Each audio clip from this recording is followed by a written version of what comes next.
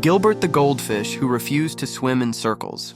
In the cobalt blue waters of a pet store tank on 48th Street in New York City lived a fish named Gilbert. A goldfish, ordinary by all appearances. Orange scales, googly eyes, fins like half-melted Doritos. But what made Gilbert different wasn't visible, it was existential. While the other goldfish in the tank swam in endless, thoughtless circles like they were training for the Fish Olympics or chasing invisible tailpipes, Gilbert stared at the plastic pirate shipwreck and wondered, is this all there is? A sunken treasure chest that opens every 18 seconds, filtered flakes, and an infinite loop of laps? Gilbert was a philosopher fish, or as he preferred to call himself, an aquasopher. He read, mentally of course, Lao Tzu through the reflections in the tank glass and pondered Descartes' I think, therefore I am, possibly overthinking. The Great Rebellion. One morning, after a breakfast of soggy shrimp pellets, Gilbert floated to the center of the tank and announced, I will no longer swim in circles. I shall swim in zigzags. The other goldfish stopped for a moment, blinked once, which is how long goldfish usually hold any thought, and went back to circling like confused mall walkers. Undeterred, Gilbert swam zigzags with flair, like Picasso with fins. He added somersaults, he practiced vertical hovering.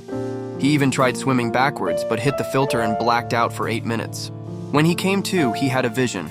A massive open ocean full of kelp forests, coral castles, and fish that spoke multiple languages and quoted Nietzsche. The existential flush. His chance came in the form of a toddler, a small human with jam-covered hands named Trevor, who visited the pet store with his grandmother. Trevor, enchanted by Gilbert's dramatic zigzag routine, screamed, Nana! This one looks like he got thoughts! Gilbert was scooped up, bagged, and bought for $4.99 and a pack of gummy worms. But the toddler's curiosity had consequences. Within minutes of arriving home, Gilbert's bowl was filled with Cheerios, glitter, and what may have been maple syrup. The water turned a shade of brown Crayola never named.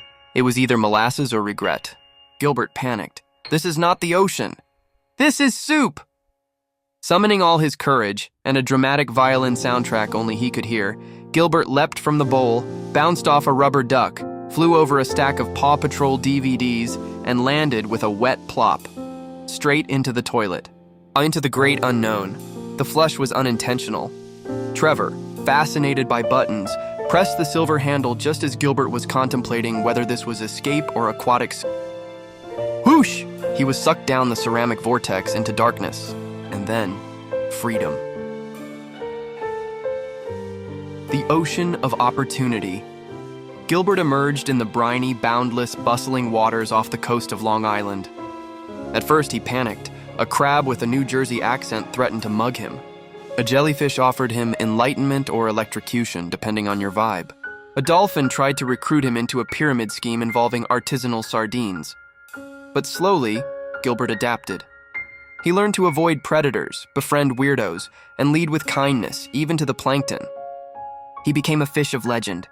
Schools of fish came to hear his tales of rebellion, to watch his original zigzag dance, and to hear his famous mantra, just because you were born in a bowl doesn't mean you belong in one.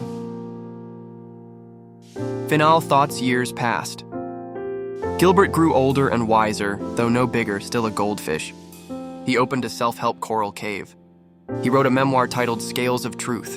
And every morning he'd rise with the tide, look toward the sunrise, and smile with his fins. Because in a world full of circles, Gilbert had chosen his own shape. The morals. 1. Don't be afraid to swim differently, even if others are looping. 2. Existential crises are just personality upgrades waiting to happen. 3. Life may flush you somewhere unexpected, but it might be the ocean you always needed.